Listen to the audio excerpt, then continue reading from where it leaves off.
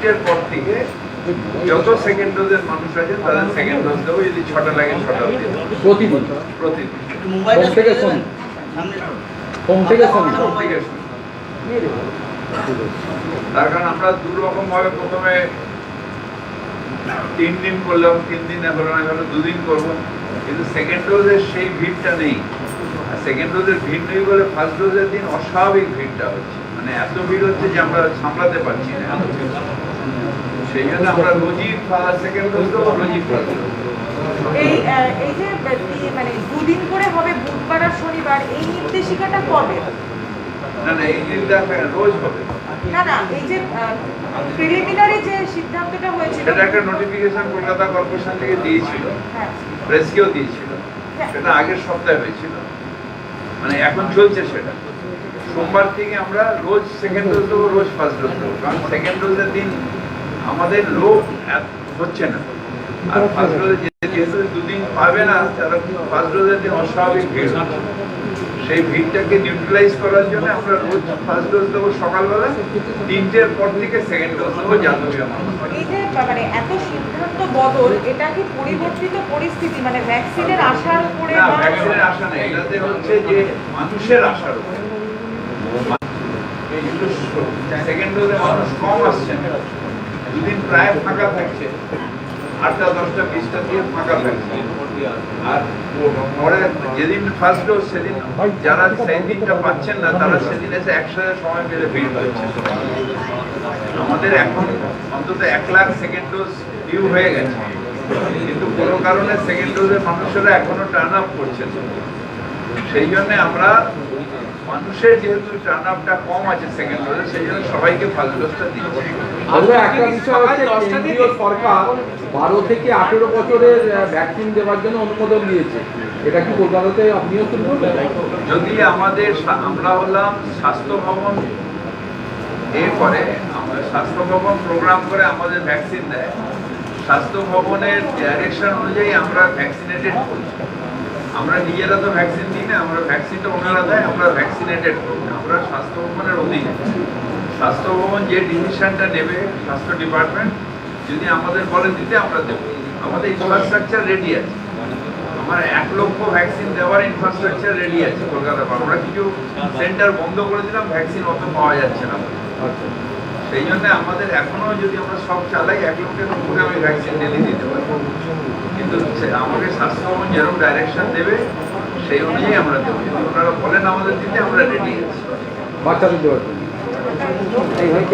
কবিতা, সেটা হচ্ছে যে গত জানুয়ারি মাস থেকে এখনো পর্যন্ত শহরে প্রায় 2600 মানুষ ম্যালেরিয়া আক্রান্ত হয়েছে, কি বলবেন? 15 বছরের তুলনায় অনেক কম, কিন্তু আমাদের প্রচেষ্টা থাকবে যাতে আরো কম হয়। সেই জন্য আমাদের দেখুন, সচেতনতা সবার তো আসে না, কারোর ছাদে জল জমে রয়েছে, কারোর টায়ারে জল জমে রয়েছে, কারোর ফ্রিজের নিচে ট্রেতে জল জমে রয়েছে, কেউ পানি হয়তো বন্ধ করে রেখেছে, সেখানে জল জমে রয়েছে, কিছু কিছু জায়গায় হচ্ছে। তবু আমাদের যারা অলরেডি হেলথ ওয়ার্কার, তারা বাড়ি বাড়ি যাচ্ছেন, সচেতনতা করছেন, আমরাও মাইকিং করছি, এবং এটা নিয়ে আমরা যেহেতু কন্টিনিউয়াস প্রয়াস করছি, তাই জন্য একটুখানি কম আছে, কিন্তু নিশ্চিতভাবে আছে, এবং আমরা চাইছি এটাকে 0 করতে, যদি সব মানুষ সচেতন হয়ে যাবে। একই সঙ্গে বর্ণ পরিচয় মার্কেট, সেখানে প্রচুর জল জমে রয়েছে এবং মশা লার্ভা তৈরি এখন আদর্শ পরিবেশ হয়ে রয়েছে, তার জন্য কি কোনো ব্যবস্থা নেবেন? হ্যাঁ, নিশ্চিতভাবে। এটা তো আমি হেলথ ডিপার্টমেন্টকে বলবো ইমিডিয়েট বর্ণ পরিচয় মার্কেটিং এর করা, এবং মার্কেটকে নিয়ে যৌথভাবে কেন জল জমে থাকে, মার্কেট ডিপার্টমেন্টকেও বলবো যে আপনারা ইমিডিয়েট যান, কেন জল জমে থাকে, ওখানে ড্রেনেজের সিস্টেমের কোনো অসুবিধা আছে কিনা, কারণ জল জমে থাকাটা তো আমাদের আকাঙ্ক্ষিত না। যদি প্রপার্টিতে জল জমে থাকে, তাহলে অন্য লোককে কি করে বানাবে। প্রত্যেক সপ্তাহে ব্র্যাক আর ব্র্যাকের টিম রেগুলারলি ভিজিট করে, ওয়ার্ডের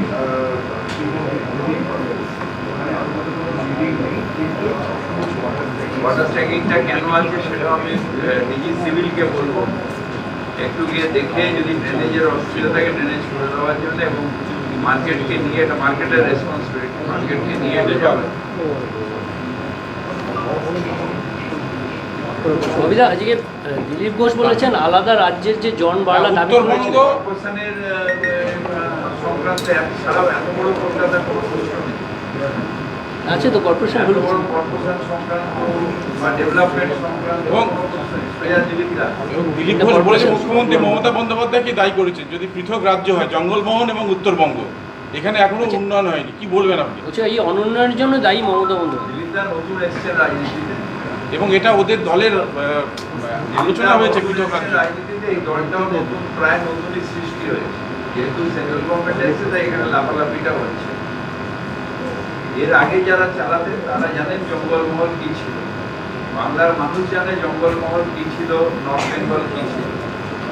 আর এই মুখ্যমন্ত্রী আসার পরে মমতা ব্যানার্জি 10 বছরে জঙ্গলমহল কি হয়েছে আর নর্থ বেঙ্গল কি হয়েছে সেটা বাংলার মানুষ জানে। ওনারা অন্য স্টেট থেকে ইম্পোর্টেড পার্টি, এই ওনাদের পক্ষে এটা জানা সম্ভব না, কারণ ওরা এতটা পেনিট্রেশন ছিল না। হঠাৎ করে কিছু ভাষার জন্য, কিছু ধর্মের জন্য, কিছু বিভিন্ন ইস্যুতে ওরা লাফালাফি ওখানে জঙ্গলমহলে নয় যে কিছুটা একটা জায়গায় জিতেছে। কিন্তু 34 বছর ধরে কি ছিল আর এই 10 বছরে জঙ্গলমহল কি হয়েছে, একটা বাংলায় অন্ধ মানুষ তিনিও জানেন যে কোথায় হয়েছে। আগে আমলাসোল কি ছিল, আগে আমাদের পশ্চিম মেদিনীপুরের দীর্ঘ এলাকা বাঁকুড়া পুরুলিয়ায় কি ছিল, মাওবাদী ভয়ে লোকের উঠতে পারত না। আর আজকে সেখানে ফুটবল খেলা হচ্ছে, সেখানে উন্নয়ন হচ্ছে, সেখানে সবকিছু মানে আমাদের এখানে যা আছে ওখানে তাই আছে। এটা দিলীপরা দেখতে পাই। এটা হচ্ছে এখানে ডিভিশনাল পলিটিক্স, ওখানকার সেন্টিমেন্ট নিয়ে বাংলাকে ভাগ করার একটা চক্রান্ত। বাংলার উন্নয়ন কলকাতাতেও হচ্ছে, হুগলিতে হচ্ছে, হাওড়াতে হচ্ছে, মেদিনীপুরে হচ্ছে, এতে হচ্ছে, শিলিগুড়িতে হচ্ছে, সব জায়গায় একই উন্নয়ন হচ্ছে। এটা ডিভাইড অ্যান্ড রুল, এটা ব্রিটিশরা করতো, এখন বিজেপি করছে ডিভাইড অ্যান্ড রুল। মমতা বন্দ্যোপাধ্যায়ের উন্নয়ন যে দেখতে পারবে না তাকে আমি বলবো তিনি মগজে অন্ধ, চোখে অন্ধ না, মগজে তিনি অন্ধ। সারা বাংলা রায় দিল উন্নয়নের পক্ষে, সারা বাংলা রায় দিচ্ছে অগ্রগতির পক্ষে, আর কিছু মানুষ যারা ব্রেনে যাদের মগজ অন্ধ, মগজে ঢুকছে না, তারা এটা দেখতে পাচ্ছে। আমি একটা কোশ্চেন করি, সেটা হচ্ছে যে দিলীপ ঘোষ আজকে বলেছেন যে এ রাজ্যে গণতন্ত্র নেই বিরোধীদের এবং বিরোধীদের কোনো অধিকার নেই। তার সবচেয়ে বড় প্রমাণ সম্প্রতি হাইকোর্ট যে রায় দিয়েছে পোস্টপোল ভায়োলেন্স নিয়ে, সেইটা কি বলবেন? হাফ বলছে হাইকোর্ট নিজের রায় কখনো পশ্চিমবঙ্গ সরকারকে দায়ী করেন। এক, হাইকোর্ট নিরপেক্ষ তদন্তের স্বার্থে একটা এজেন্সিকে দায়িত্বটা দিয়েছে, আবার স্টেট পুলিশকেও দায়িত্ব দিয়েছে সেট তৈরি করে। সুতরাং দিলীপ দ্বারা এটা নিয়ে লাফালাফি করে লাভ নেই। তার কারণ আবার ত্রিপুরা হাইকোর্ট কিন্তু সেখানে যে গণতন্ত্র নেই, সেখানে যে অত্যাচার হচ্ছে, সেটা কিন্তু ত্রিপুরা হাইকোর্টও বলেছে।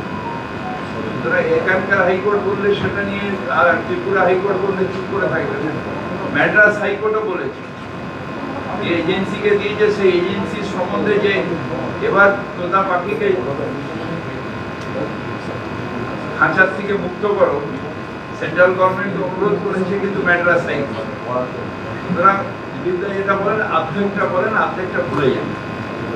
তাহলে কি এই রায়ের এগেইনস্টে কি উচ্চ আদালতে যাওয়ার চিন্তা ভাবনা আছে? পার্টি ঠিক করবে, সেটা সরকার ঠিক করবে, পার্টি না সরকার ঠিক করবে। এই ব্যাপারে কর্পোরেশনে বসে আমি কিছু বলতে পারবো না।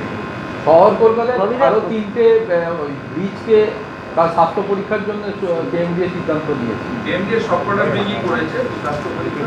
যত একটা রোটেশনাল স্বাস্থ্য পরীক্ষা সবসময় করবে, যখন আমি ছিলাম বলে এসেছিলাম যে রোটেশনালি প্রত্যেক বছর একটা যেটাকে বলা হয় ভিজুয়াল ইন্সপেকশন করবে, আর 5 বছর আন্দাজ আছে টেকনিক্যাল ইন্সপেকশন করবে, সেটা বলা আছে, সেইগুলি কেন্দ্রীয় করবে।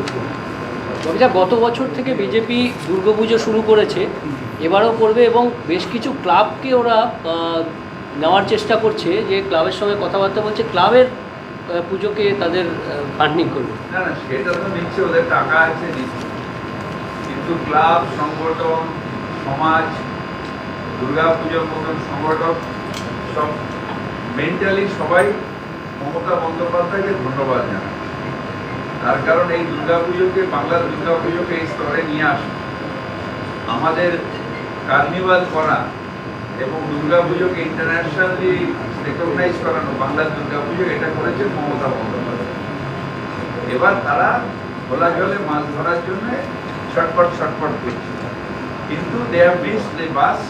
এই জন্য তারা করছিল, সেই বাংলার মানুষ কিন্তু 213টা আসন দিয়ে তাদের পেছনের বেঞ্চে বসতে বলেছে। এখন 5 বছর চুপ করে থাকতে হবে। নিকাশি নালায় ময়লা ফেললে একটু আগে বলছিলেন যে কোনো কড়া নোটিশ এবং কিছু কড়া নিদান। আমি বলেছি যে যারা যত দ্রুত নোংরা ফেলেন, প্রথমবার দ্বিতীয়বার তাকে রিকোয়েস্ট করবো যদি না শুনবেন, তাহলে নিশ্চিতভাবে কর্পোরেশনের আইনে আছে যে তাকে নোটিশ দিতে হবে এবং সেখানে মিউনিসিপ্যাল কোর্টে হাজিরা হতে হবে। সুতরাং যে দুবার না শুনে মানুষ তাকে নোটিশ দেওয়া যাবে, কারণ আমাদের কারোর অধিকার নেই যে রাস্তাঘাট নোংরা করবো, নোংরা ফেলবো, আইন আমাদের এটা বলছে। যেরকম আমাদের ইন্ডিয়ান কনস্টিটিউশন কিছু লিবার্টি দিয়েছে, আবার কিছু দায়িত্ব দিয়েছে, সেই দায়িত্বটা আমাদের পূরণ করতে হবে। ববিদা বলছি ম্যালেরিয়ার পাশাপাশি কলেরাও হচ্ছে, এটা নিয়ে কলকাতা পৌরসভা কোনো চিন্তা ভাবনা করছে? আমরা তো লক্ষ্য রাখছি, কলেরা অ্যাকচুয়ালি জলে হয়।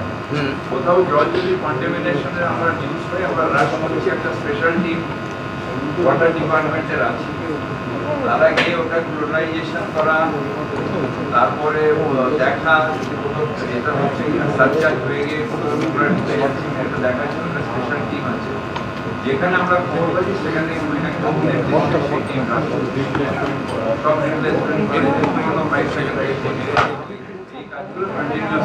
ববিদা, দিলীপ ঘোষ বলছেন যে রাজ্যে তালিবান শাসন চলছে, কারণ বন্দুক হাতে দেখা যাচ্ছে, AK-47 হাতে দেখা যাচ্ছে সমাজে।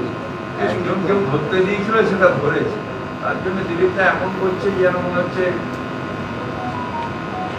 এত সেন্ট্রাল ফোর্স নিয়ে ঘুরছে, তারা ভয় পাচ্ছে না।